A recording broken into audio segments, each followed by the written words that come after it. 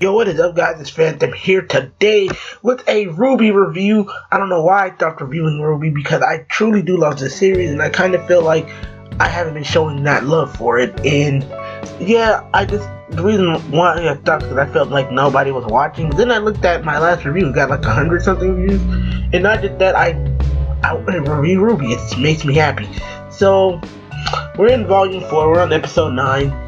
And it starts off with Yang getting adjusted to her new metal arm. Her dad wants to see if she could still be able to fight, and what does he do? He actually, squares up with her. Like, they start sparring, and it's really cool seeing that Yang hasn't lost her touch. Like, she's still combat ready as ever. Like, she's not going to just, sit down and take her, how do I put it? She's not going to just sit down and take, yeah, I'm crippled, but she's like, I had this new arm, and it feels natural, and it feels like it's a part of me. And, her dad's like, you're kind of getting a little bit sloppy with your fighting technique. He was like, you remind me a little too much of your mother. And she's like, well, why is that a bad thing? He was like, your mom only depended on strength. You need to depend on your head, especially now that she already lost her arm after saying one thing. He pretty much explains her semblance as throwing a temper tantrum, and that's a really good comparison to it. So he's like, look, you throw a temper tantrum, you heat up, and you fight, and then eventually you just get knocked out again. You're like, what if you miss? What if you die?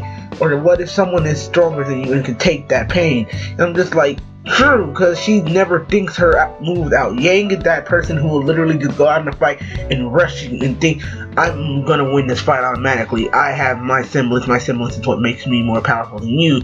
Yet, if someone was to have, enough durability to take the hit back and then redirect that much damage right back at you, what is she gonna do? What is she gonna do? There's nothing you can do to that. That guy or girl is proven to be stronger than you. So yeah, he does have a pretty good lesson. Then he goes and talks about how his team had kind of broke up, and it was due to her mother. It was due to her mother. Raven pretty much broke up the team somehow, and it's really kind of got me curious to see how the hell did she do that? Like, what the hell did she do? But overall, let's get into the next piece, which is pretty much Weiss. Now, Weiss is trying to actually, train her semblance to the point to where she can actually summon a gigantic armor knight. I forgot what it's called. And then her brother's a dick. I'm sorry. And yes, I still think he's evil. Like, he literally had that mentality, because he's just like, do you want me to bring you back anything now that you're trapped in here? Because Dad's never gonna let you out. You're stuck here, and you're gonna like it. That's essentially what he likes saying about it. And then basically, Weiss and like, you know what? Fuck you, because she had shut the door on him and all that. And so she had managed to actually create the armored knight, and a knight broke her window. She looks at her both and she's like, "Need you to do me a favor." And we all know that he's basically gonna help her escape. Now, the next part is actually I think that's when we get to Rwby and her team, and it's a really dark scene. I'm not gonna lie, if you're a fan of Crow, this kind of hurts your heart, because I'm a huge fan of him, and seeing him in that predicament to where he's poisoned, he's about to die. And yes, I think that Rwby Volume 4 is gonna go in that direction, because it is a very dark volume. This is not exactly what it used to be, and I'm sorry if you guys can hear that. That is my phone. Every 5 minutes, it's going off. It's just going off. It's just going off. I don't even know why. I'm not that popular of a person. But, basically, it deals with Crow, and he's basically being poisoned, and he's bleeding out. And, he's just saying in his head, he's like, look, and, give me a minute. Give me 1 second. Good, I'm sorry, I had to silence my phone, and, yeah, I didn't want to be that guy just in the middle of it. But, anywho, you see that they're at a crossroads here. Now, they have to climb up a mountain to go somewhere where there's a medical doctor that could possibly heal Crow. But there's two ways. There's one through a village that Rin doesn't want to go to, because it might bring back some bad memories, I think. And then there's another way, which is through the mountains. Which, the mountains is already treacherous, but you could probably get through the village fast.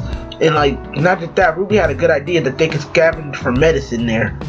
But, basically, they decide they're gonna split up. One's gonna go with Rin and Nora, and then the other group is Jean Rwby and Crow. And the bad thing is, John has lost all hope for anything. Like, even when she's like, they've always watched out for each other, they'll say, John's like, we don't know that. And like, he's just kind of, I wouldn't say a Debbie Downer, but he's kind of, well, ever since losing Pyrrha, he kind of just lost hope. He's like, people die. I know that now. I saw that. The one girl I love died. That's pretty much all he had in his head. Like, that, I can already see that was basically his main focus. Like, but what about Pyrrha though? She didn't, we said we'd be together all the time, and look what happened to her. Like, that's his main focus. That's what happened in the last volume, that's what happened in the last chapter, and this is what happened in this one.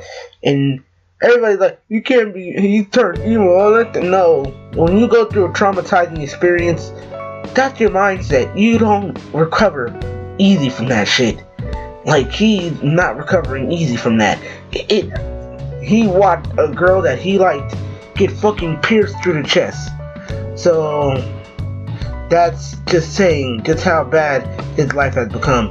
But overall, this was a really solid chapter, and I'm giving it an 8 out of, no, definitely a 9, because it really did show all the members of Rwby. I kind of missed out on some stuff with Blake, but just know that she found the White Fang member.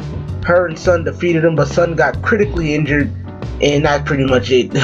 But if you guys like the review, please go hit that like button. Don't forget to subscribe. Don't forget to check out Rwby Vol.4 on RoosterTeeth.com. This is not a sponsorship, but you know, they could throw a little money my way.